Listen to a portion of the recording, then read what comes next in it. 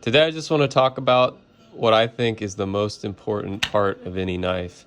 And it might surprise you, but I don't think it's the blade. I think it's actually the handle.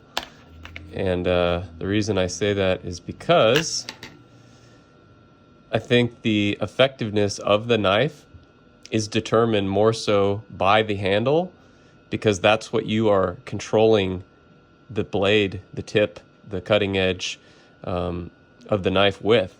And so kind of like that classic saying that you should never buy cheap tires for your car or cheap shoes for your feet, because those are the things that connect you to the earth, keeps you in control, keeps you safe. I think the same thing can be said about a knife handle. And I just see so many knives that get that wrong.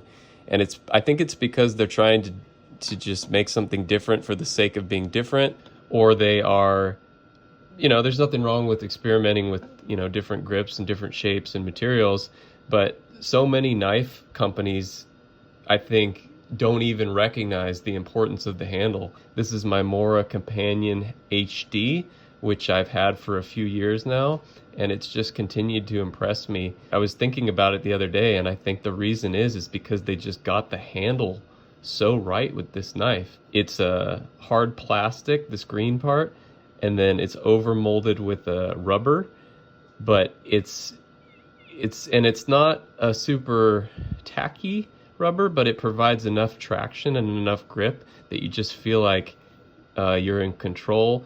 And in a good way, it feels like it has the right curves and the right shapes in the place that just it just nests in your hand, and you think, that's natural, that feels good. And I don't think it really is that complicated to come up with a good knife handle, though, because, if you look at your hand is made up of a lot of curves. And this handle is made up of curves. There's almost no flat spots on it. You can see there's a soft sweep on the top of the knife, and then there's a more pronounced one at the bottom. So part of what makes this my go-to outdoors knife, aside from the handle, is something I guess you could say the handle leads into, which is just the feeling I get holding this knife is just control and confidence. And again, I think that's what you look for when what you want in a knife, in something potentially useful and potentially dangerous. If you haven't tried this knife before, I recommend it. I'll compare it to another knife that I picked up recently, which is the Kaiser Justice 2. This knife I just bought because I wanted to try it. I saw it on sale. I think I bought it secondhand, actually. And the handle is an interesting comparison to the Mora, because obviously I just rated the Mora knife handle very, very high. This handle, it's okay, but you can see the shape of it is much more blocky. It's more rigid. The top here is completely flat, and then the bottom here, aside from this groove, which acts as a finger guard,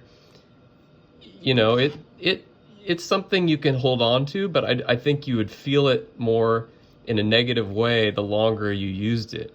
This knife is more of a survival knife, which actually I don't even really understand the uses for in a day-to-day or outdoor situation. Like, I understand if you're a fighter pilot and you go down and you have to cut yourself out of the fuselage, or literally use it for survival purposes. I think it's just a branding technique from companies to charge more for their products, because for all intents and purposes, I think this is a much better knife. And this is a cheaper knife, it's a simpler knife. This is D2 steel, which you will never convince me is a good steel for knives. This is Sandvik carbon steel, which is stood the test of time as a very good option for a knife steel. It's not stainless, but this is an outdoor knife. It doesn't have to be. I'm actually considering getting the Mora Cansbull, which is a similar knife to this, but in stainless steel, and it's a thinner knife blade, and that I think I'm going to start using as a kitchen knife to try out, just because I'm so happy with Mora's, and because the Cansbull has another really interesting, well thought out grip shape. But getting back to this one, it's a good knife. There's nothing wrong with it. I'd probably like it a lot more if I didn't already own the Mora, but it's really hard to, and this does have good balance. If I could do this on camera. It balances right under where your index finger would be. It's just really hard to get away from moras because of the value. But more so, I mean, I don't mind paying for things. It's the feel in hand.